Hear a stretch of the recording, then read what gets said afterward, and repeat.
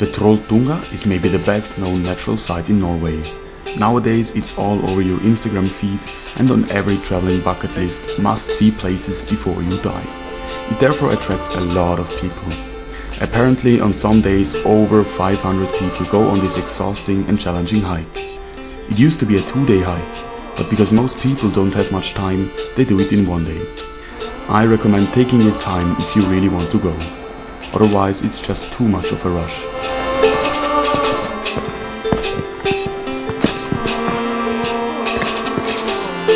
We brought the tarpaulin with which we covered us in the night. It can get really cold also in summer.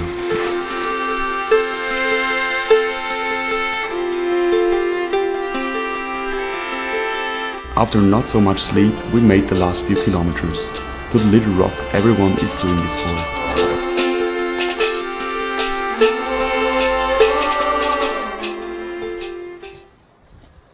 I must admit, it really is breathtaking. I guess you understand how this place got its name, the TROLLTUNGA. If you arrive around noon, you will have to stand in line for quite a bit of time to take your picture on the tongue. That's why I recommend arriving as early as possible. This was around 8 AM. With fewer people, it's just more enjoyable.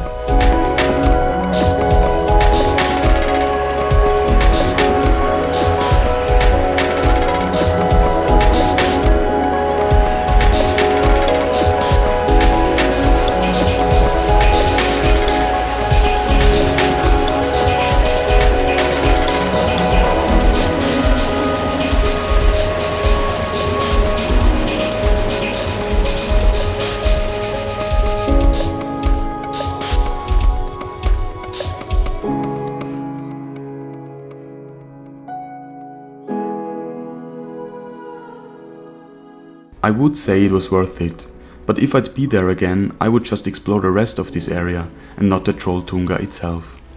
Because this lake is one of the most beautiful things I ever saw nature-wise, and it's just spoiled with this many people.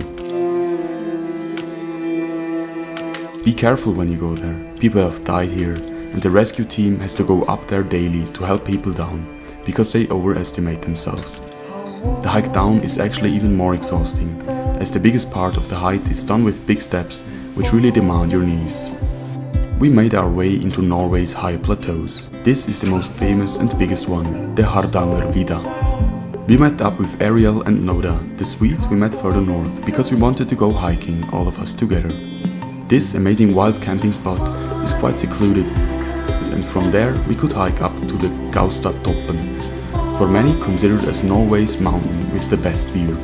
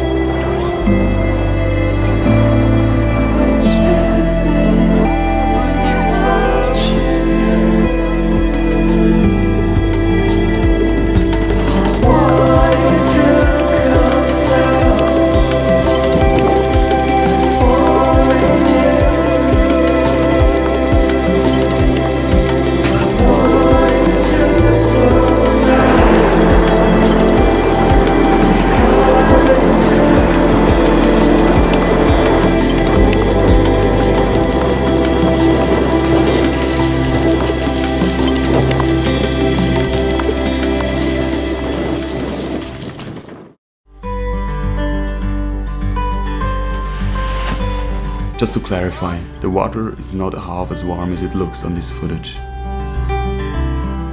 Ariel was so nice to go down to the village to buy some beer and meat, and we all together cooked a delicious last meal, because the Swedes sadly already had to leave on the next day.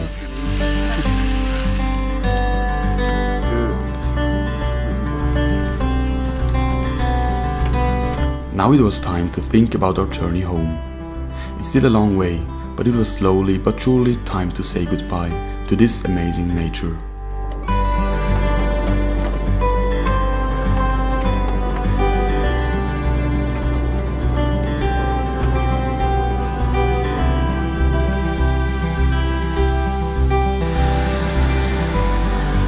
When we visited the cities on our way down, we always felt a bit puzzled.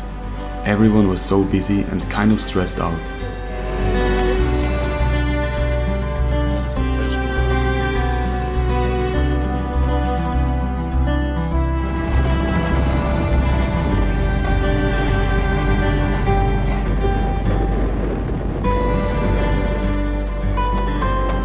We spent a last night a bit outside at a beautiful beach which Dario knew from a previous road trip.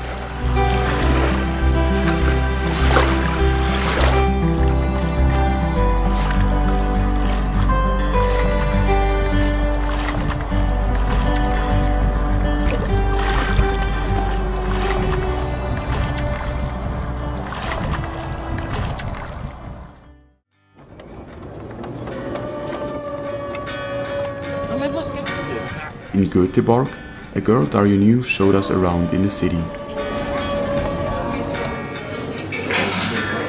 Dario and me were especially fascinated by a so-called snooze cafe, where you could make your own snooze.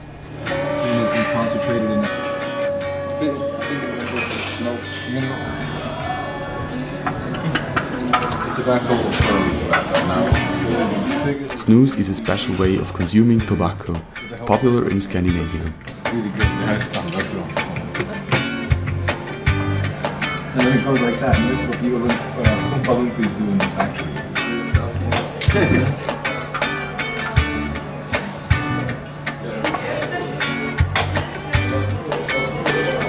So what's the plan for Copenhagen?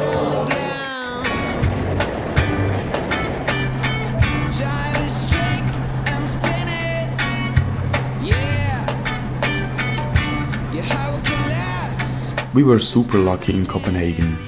Remember the two hitchhikers we helped out in the Lofoten? One of them, Alexia, is studying in Copenhagen and was so friendly to let us sleep in her apartment for a night. She showed us the amazing city with bikes we rented. These rental bikes are actually e-bikes. That's a first for me.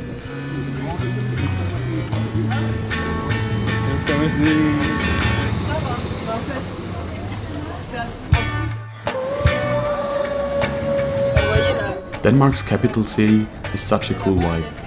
I definitely recommend you to explore it by bike, as the locals do.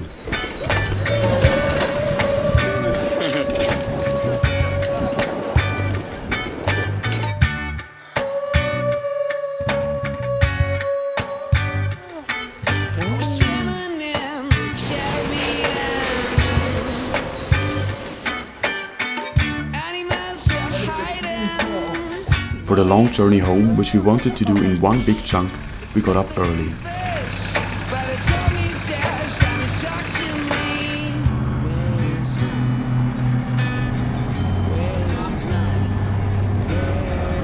After around 15 more hours, we arrived at our homes. What a journey! 7 weeks with the Nissan Patrol as our home.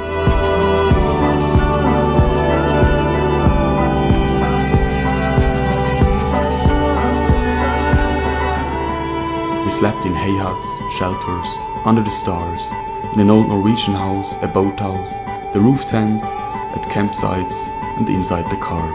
I want to thank everyone who may have peeked into this travel documentary and all the support I got. Thank you. Right now I just arrived in Colombia in Medellin for my next big adventure, so be prepared for new videos. I hope you liked this travel documentary series, and it would make me even happier to see some of you inspired to maybe go on your own Scandinavian adventure. If you have any doubts or if you need help planning, just leave a comment or hit me up on Facebook. If I learned something in my short but exciting life so far, then it is to say yes. To use every opportunity you get. I think that will be the only thing that you will regret when you're old. The times you said no, the times you didn't use an opportunity. So what are you waiting for? Say yes to life, use every opportunity you get. You'll hear from me soon hopefully, and have a good one.